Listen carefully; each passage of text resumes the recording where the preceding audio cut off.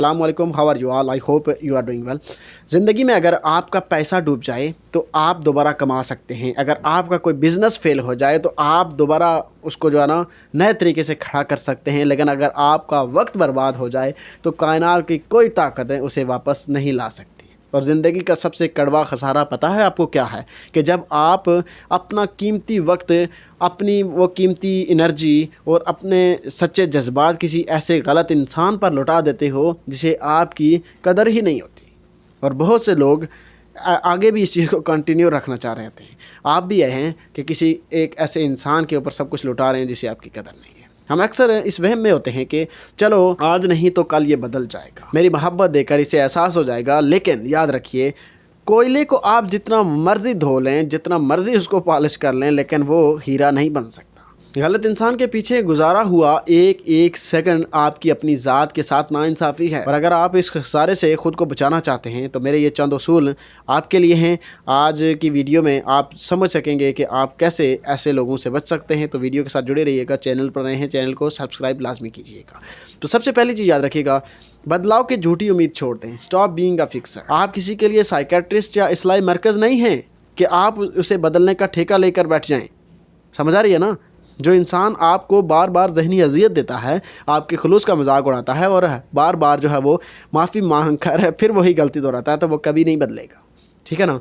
यानी जब उसको कुछ चीज़ चाहिए होती है ना, या उसको ज़हनी तौर पर आपकी अटेंशन चाहिए होती है और आपसे बात करना का उसका कहता है कि मैं इससे बात कर लूँ अपने तस्कीन के लिए, तो आपसे माफ़ी मांगेगा, लेकिन बाद में फिर वही हो जाएगा।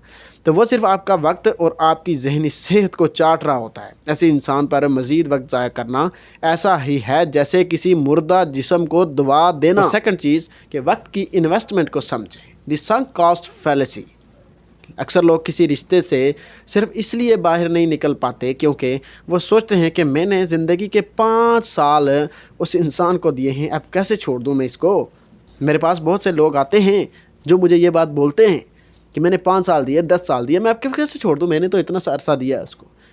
साइकोलॉजी ये कहती है कि जो वक्त गुजर गया वो तो वैसे भी जा चुका है, लेकिन उस गुजरे हुए वक्त के चक्कर में अपने आने वाले 5 साल और बर्बाद कर देना, ये कोई मुनासिब बात भी नहीं है और ये बेवकूफ़ी है। समझ आ रही है बात? खसारे के सौदे को जितना जल्दी ख़त्म किया जाए, नफ़ा उतना जल्दी शुरू होता है। आज ही फुल स्टॉप लगाएं और आगे बढ़ने की कोशिश करें। समझे मेरी बात को? और थर्ड चीज़ याद रखिएगा, अपनी एनर्जी का रुख मोड़ दें। Redirect your power. जिस दिन आप गलत इंसान की चैट्स, उसकी यादों और उसके झूठे वादों से अपना ध्यान हटाकर खुद पर लगाते हैं, उसी दिन से आपका उरूज शुरू होता है। वही वक्त जो आप रोते हैं उसके लिए, और वही वक्त जो आप उसके मैसेज का इंतज़ार करते हैं, वही वक्त जो आप उसके लिए घंटों घंटों इंतज़ार करते रहते हैं, बैठे रहते हैं। ठीक है ना? अपनी पढ़ाई, अपने कैरियर, अपने बिज़नेस और अपनी फ़िटनेस पर लगाएं। जब आप ख़ुद को कामयाब और पुरसकून बना लेते हैं ना, तो आपको ख़ुद अंदाज़ा हो जाता है कि आप किस मिट्टी के ढेर को सोना समझकर उसके पीछे वक्त बर्बाद कर रहे थे। गलत इंसान से सही मोहब्बत और वफ़ादारी की उम्मीद रखना, मैं नहीं समझता कि ये कोई समझदार इंसान की निशानी है। गलत इंसान की महफिल में किराएदार बनकर रहने से बेहतर है कि अपनी तन्हाई का बादशाह बन जाओ। जो आपके खुलूस की कीमत ना जान सके, उसे अपने वक्त का एक सेकंड भी तोहफे में मत दें। अपनी ज़िंदगी का रिमोट कंट्रोल अपने हाथ में लें और उस गलत बाब को अपनी ज़िंदगी की किताब से हमेशा के लिए फाड़ कर फेंक दें।